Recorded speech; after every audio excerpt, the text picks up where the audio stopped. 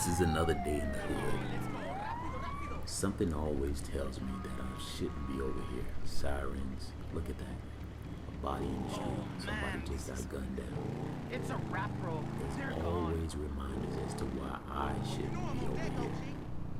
But something always brings me back. I don't know what that is. I don't know what that element of life is that makes me want to keep coming back over here. It's something in me that just makes me want to rebuild, make the place a better place. I guess given the fact that I was able to overcome and get out of the environment, something in me makes me feel like I need to come back and help other people get out. But I know you gotta want it. You really gotta want it to be able to get out of this environment. I've always looked at, the homes, making them better, the apartments, making them better, all that kind of stuff, or at least bringing some business to the community for guys that would like to help themselves. Remember this spot right here? It's a nice little place where I could potentially put a tire and wheel business. Haven't done that type of business since me and Kurt did it a long time ago. Remember these steps? That was the first time I ever shot somebody. Lil D, he came out trying to rob Lil Kurt. Big man and shot her. They weren't gonna say anything about it either. He had snatched the drugs from Kurt, hit him in the mouth, and was just gonna keep the money. I wasn't going for it. Kurt always had my back.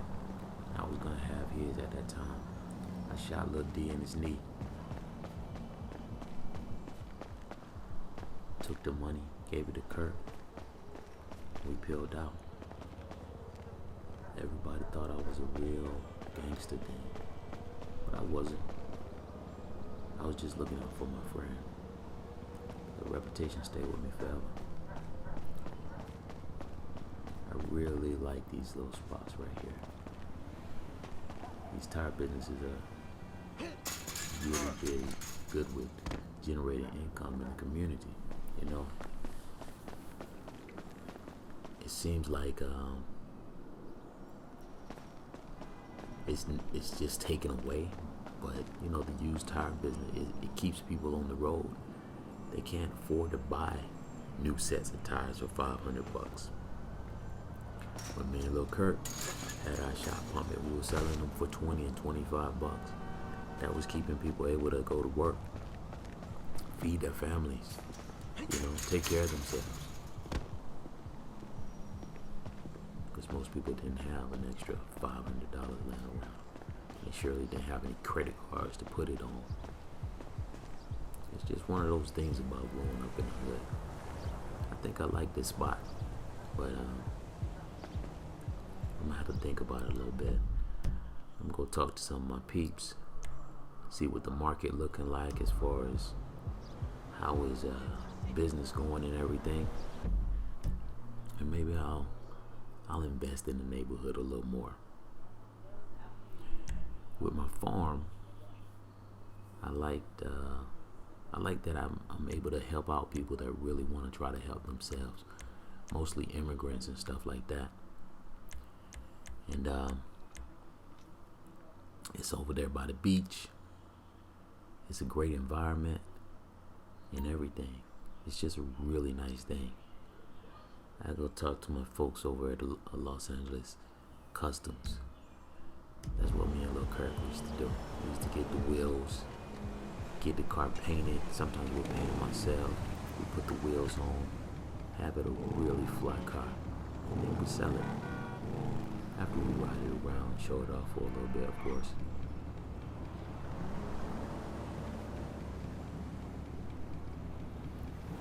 I check in with my peeps, see what the market looking like, see if it's something worth investing into.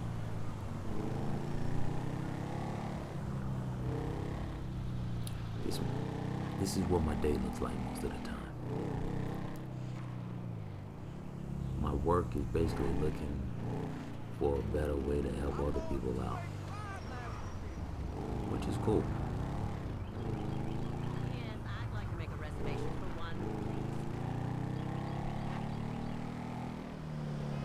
I think that's kind of what we're here for.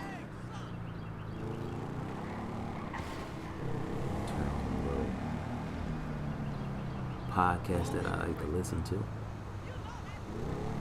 and I get a little education every day, and that's pretty much it. That's what my days look like. Try to manifest for the greater good.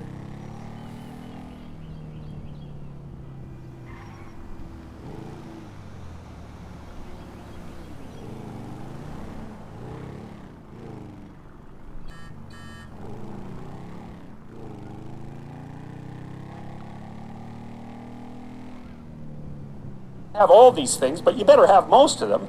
Family, friends, career, educational goals, plans for, time outside of work, attention to your mental and physical health, etc. That's what life is about. And if you don't have any of those things, well, then all you've got left is misery and suffering. So that's a bad deal for you. So once you set up that goal structure, let's say, and that's really in many ways that's what you should be doing at university. That's exactly what you should be doing, is trying to figure out who it is that you're trying to be, right? And you aim at that, and then you use everything you learn as a means of building that person that you want to be. And I really mean want to be. I don't mean should be. Even those things are going to overlap. And it's important to distinguish between those, because that's partly, and this is back down to the micro routine analysis. So if I say, well, you're going to try to make yourself more industrious, okay, number one, specify your damn goals, because how are you going to hit something if you don't know what it is? That isn't going to happen. And often people won't specify their goals too, because they don't like to specify conditions for failure. So if you keep yourself all vague and foggy, which is real easy, because that's just a matter of not doing as well, then you don't know when you fail. And people might say, well, I really don't want to know when I fail because that's painful. So I'll keep myself blind about when I fail. That's fine, except you'll fail all the time then. You just won't know it until you've failed so badly that you're done. And that can easily happen by the time you're 40. So I would recommend that you don't let that happen. So that's willful blindness, right? You could have known. Okay, so once you get your goal structure set up, you think, okay, if I could have this life, looks like that might be worth living, despite the fact that it's going to be, anxiety provoking and threatening, and there's going to be some suffering and loss involved and all of that. Obviously, the goal is to have a vision for your life such that, all things considered, that justifies your effort. Okay, so then what do? Well, then you turn down to the micro routines. It's like, okay, well, this is what I'm aiming for. How does that instantiate itself day to day, week to week, month to month? And that's where something like a schedule can be unbelievably useful. Google Calendar. It's like, make a damn schedule and stick to it. Okay, so what's the rule with the schedule? It's not a bloody prison. That's the first thing that people do wrong. They say, well, I don't like to follow a schedule. It's like, well, what kind of schedule are you setting up? Well, I have to do this, then I have to do this, then I have to do this, and then I just go play video games, because who wants to do all these things that I have to do? It's like, wrong. Set the damn schedule up so that you have the day you want. That's the trick. It's like, okay, I've got tomorrow. If I was going to set it up so it was the best possible day I could have, practically speaking, what would it look like? Well, then you schedule that. And obviously there's a bit of responsibility that's going to go along with that, because if you have any sense, one of the things that you're going to insist upon is that at the end of the day, you're not in worse shape than you were than at the beginning of the day, right? Because that's a stupid day. If you have a bunch of those in a row, you just dig yourself a hole and then you bury yourself in it. It's like, sorry, that's just not a good strategy. It's a bad strategy. So maybe 20% of your day has to be responsibility and obligation, or maybe it's more than that, depending on how far behind you are. But even that, you can ask yourself, okay, well, I've got these responsibilities. I have to schedule the damn things in. What's the right ratio of responsibility to reward? And you can ask yourself that, just like you'd negotiate with someone who is working for you. It's like, okay, you got to work tomorrow. Okay, so I want you to work tomorrow. And you might say, okay, well, what are you going to do for me that makes it likely that I'll work for you?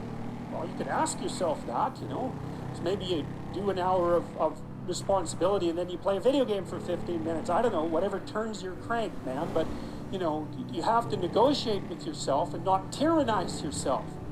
Like you're negotiating with someone that you care for, that you would like to be productive and have a good life. And that's how you make the schedule. It's like, and then you look at the day and you think, well, if I had that day, that'd be good. Great. You know, and you're useless and horrible, so you'll probably only hit it with about 70% accuracy, but that beats the hell out of 0, right? And if you hit it even with 50% accuracy, another rule is, well, aim for 51% the next week, or 50.5% for God's sake, or because you're going to hit that position where things start to loop back positively and spiral you upward. And so that's one way that you can work on your conscientiousness, is to plan a life you'd like to have. And you do that partly by referring to social norms. That's more or less rescuing your father from the belly of the whale. But the other way you do that is by having a little conversation with yourself about, as if you don't really know who you are, because you know what you like. You won't do what you're told. You won't do what you tell yourself to do. You must have noticed that. It's like you're a bad employee and a worse boss, and both of those work, you know, for you. You don't know what you want to do, and then when you tell yourself what to do, you don't do it anyways. You should fire yourself and find someone else to be.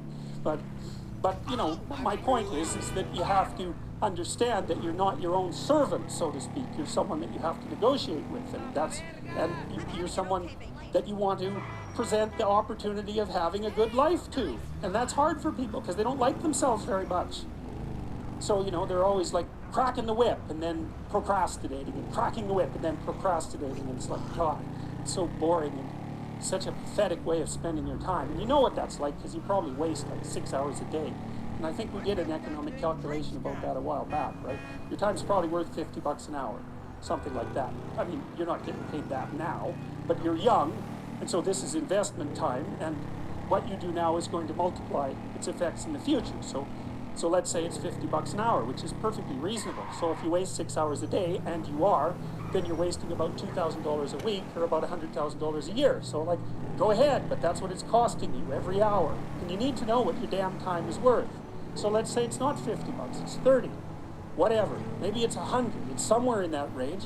One of the things you should be asking yourself is, when you spend an hour, was that, well, would have I paid someone $50 to have had that hour? And if the answer is no, it's like, well, maybe you should do something else with your time. And it depends on whether or not you think that your time's worthwhile. But the funny thing about not assuming that is, if you assume your time isn't worthwhile, what happens is you don't just sit around sort of randomly in a state of responsibility-less bliss. What you do is you suffer existentially. And so that seems like a stupid solution. You know, if you take people, and I've told you this, and you expose them voluntarily to things that they are avoiding and are afraid of, you know, that they know they need to overcome in order to meet their goals, their self-defined goals. If you can teach people to stand up in the face of the things they're afraid of, they get stronger.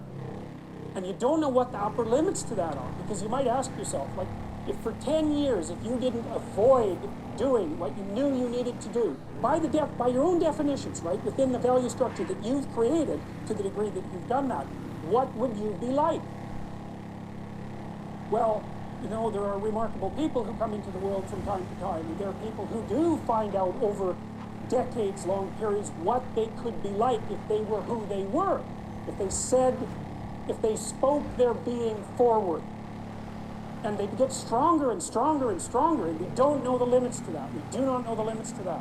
And so you could say, well, in part, perhaps the reason that you're suffering unbearably can be left at your feet, because you're not everything you could be, and you know it.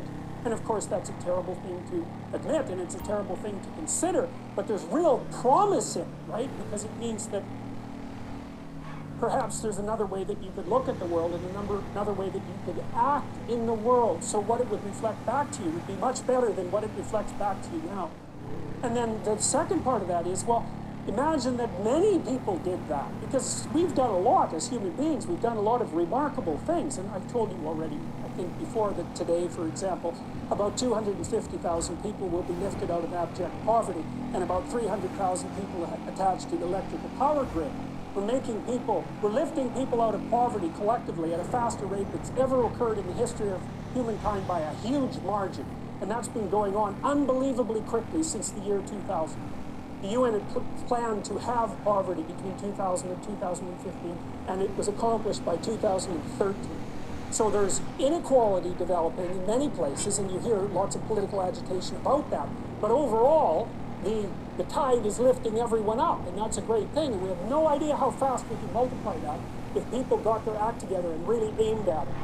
Because, you know, my experience is with people that we're probably running at about 51% of our capacity. Something, and you can think about this yourselves.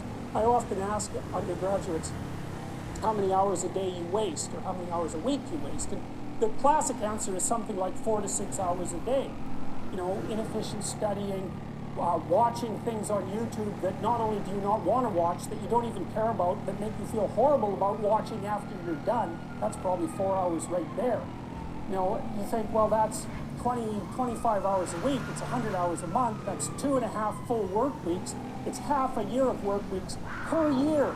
And if your time is worth $20 an hour, which is a radical underestimate, it's probably more like 50 if you think about it in terms of deferred wages. If you're wasting 20 hours a week, you're wasting $50,000 a year. And you are doing that right now. And it's because you're young, wasting $50,000 a year is a way bigger catastrophe than it would be for me to waste it, because I'm not going to last nearly as long. And so if your life isn't everything it could be, you could ask yourself, well, what would happen if you just stopped wasting the opportunities that are in front of you? You'd be, who knows how much more efficient?